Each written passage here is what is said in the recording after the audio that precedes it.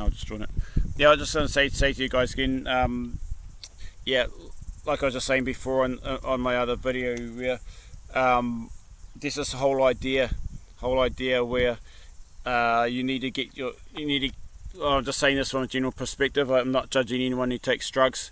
There's a general perspective out there where a family member needs to take a drug and just have to suffer those people's consequences.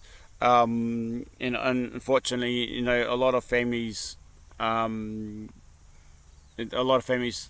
death, bring death on their people because they think there's some kind of mental condition. Unfortunately, I'm going to say this bluntly, some of the psychiatric medications that are given from the doctors, I have to say this, and they are not working.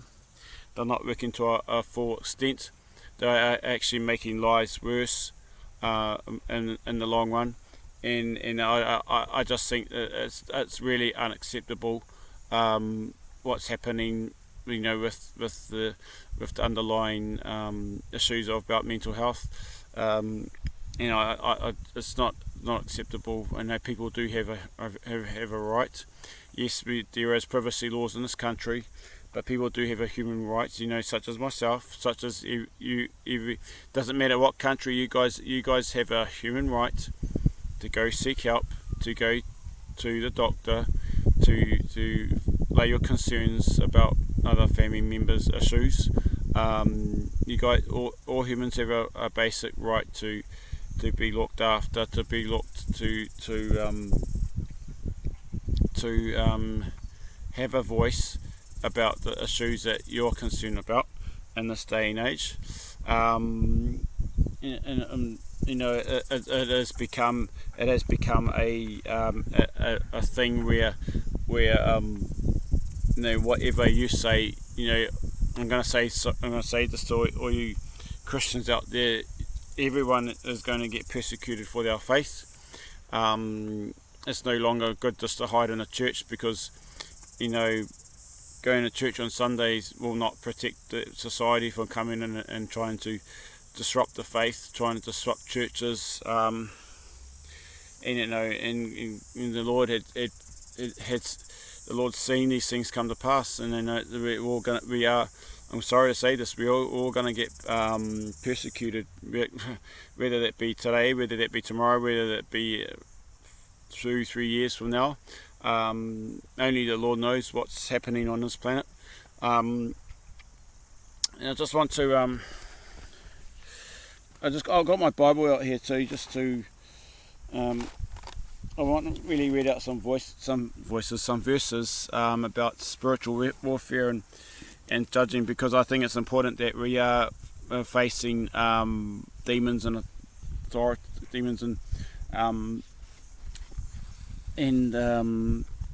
we're facing such forces of forces of darkness in our society today.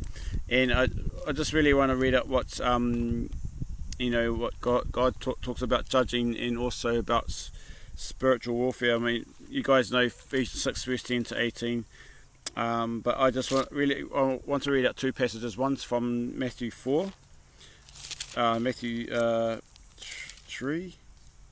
sorry, it's close to it. Let me just see, I'm just trying to find it out. 7, Matthew 7, and the other one's from Romans about judging others and stuff. And then I'm just sort of making the two comparisons about judging and spiritual warfare. But I'll just read them out. Excuse me. Just says in Matthew 7 verses 1 to 6, do not judge others, and you will not be judged, for you will be judged as you treat others. For the standard you use as judgment is the standard against which you will be judged. And why worry about the speck in your own friend's eye when you have a log in your own? How can you think of saying your friend, let me help you get rid of that speck in your own eye, when you can't see past the log in your own eye?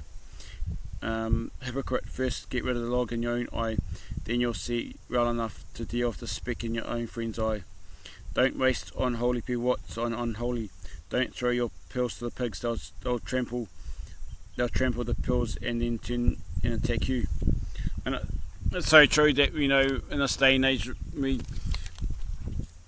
as believers, you know, and I'm talking about myself, that we tend to point the finger at everyone else when God tells us we have to look at our own selves.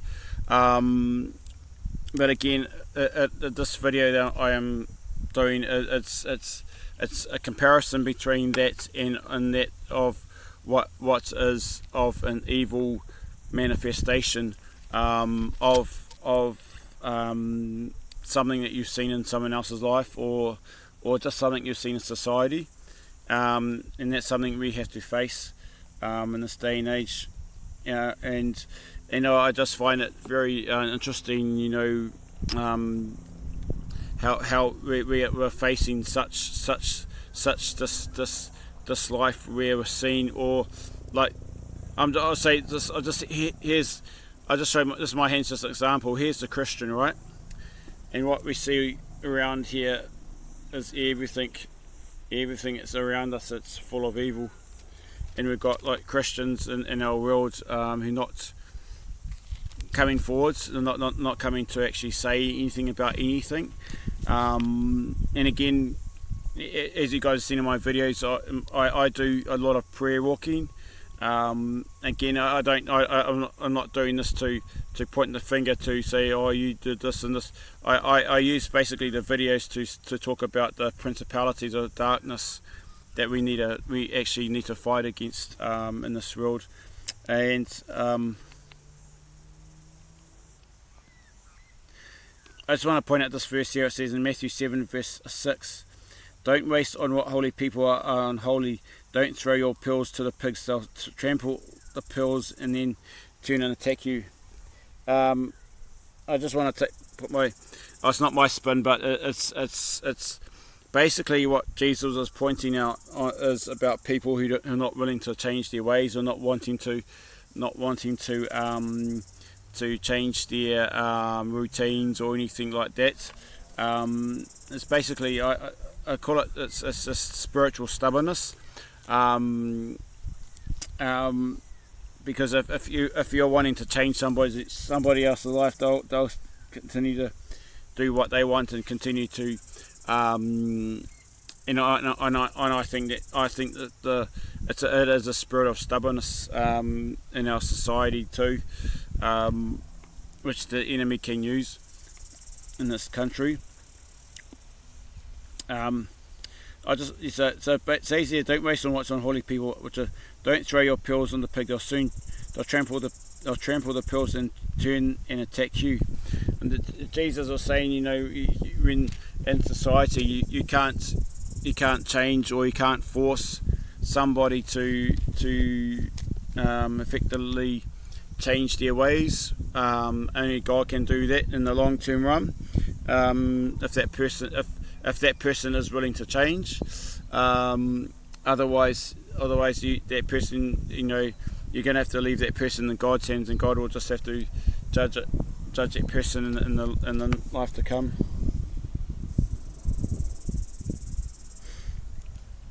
And I think it's really hard to, as a Christian at times, especially in this generation where everything has gone beyond control, and we were in this generation we were seeing such upheaval of society collapses. People are concerned about the wars in Israel and Gaza, and just a little side note for that, I'm not here to judge Benjamin Netanyahu, or you know, his war. You know, I've seen this in other videos, but I just want to say this as a general perspective. If any prime minister or president had other countries attacking their own nation, you know, that prime minister or president would be in that same boat. They'll go, no, just had enough of the same had enough of the same army, had enough of the same nation trying to destroy my nation. And then the President, Prime Minister wants to fight back, and I to a certain degree, I totally understand about why Benjamin Netanyahu wants Hamas destroyed, and I'm not judging any Hamas. I'm not judging anyone who stands up for Palestine. I'm not judging anyone who stands up for Hamas. But I'm just saying, in the overall, you guys, in the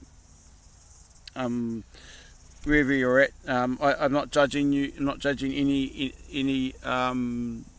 nation. I'm not judging any person. But war. If you, I'll put it out there. If you, when I say you, I'm not saying the person. I'm talking about the enemy's leader.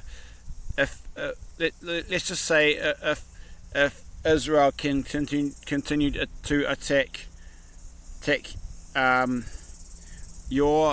if Israel continue to attack your nation all the time, wouldn't you as a Prime Minister or President, just say, nah, I've had enough, I'm going to fight back against it, I'm going to fight back against this other country, whatever that country will be. Wouldn't that be in your boat too, that you're doing that, and then that's fair enough too, again, war is war, and I do feel sorry about what's happening over there at present, and it's nobody's fault, and nobody should have to suffer because of it. But the main thing is, if any, I'm just saying it out loud, if any leader or president or prime minister had felt that their own nation was being attacked physically by missiles or any kind of resistance, they would actually in turn just go, no, I've had enough. You get to that turning point, you say, no, I've had enough. I'm going to be coming against that nation, and I'm going to try to destroy the evil, or that was been happening since biblical times, before the first murder of Cain and Abel in biblical history. So I just want to the other verse I wanted to point out is this one in here in Romans. If I can get to it, it's in Romans.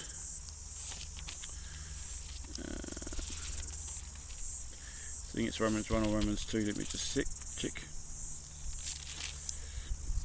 I'll do another part to this video, guys, because it's just these only like 50-minute videos YouTube's allowed to only have.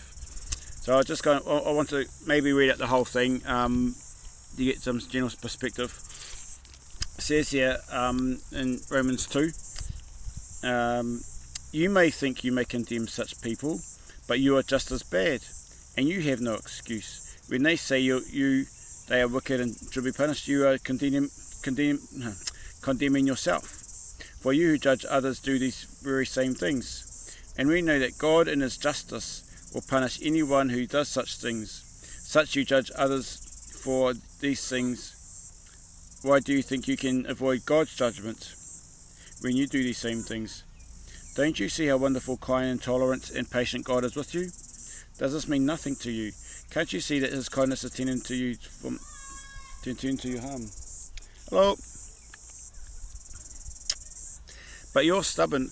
It carries on here. But because you are stubborn and refuse to turn from your sin, you're stirring up terrible judgment for yourself. For a day of anger is coming when God's righteous judgment will be revealed. And this is coming from God's word. I'll carry on, guys. I'll do this as part 2.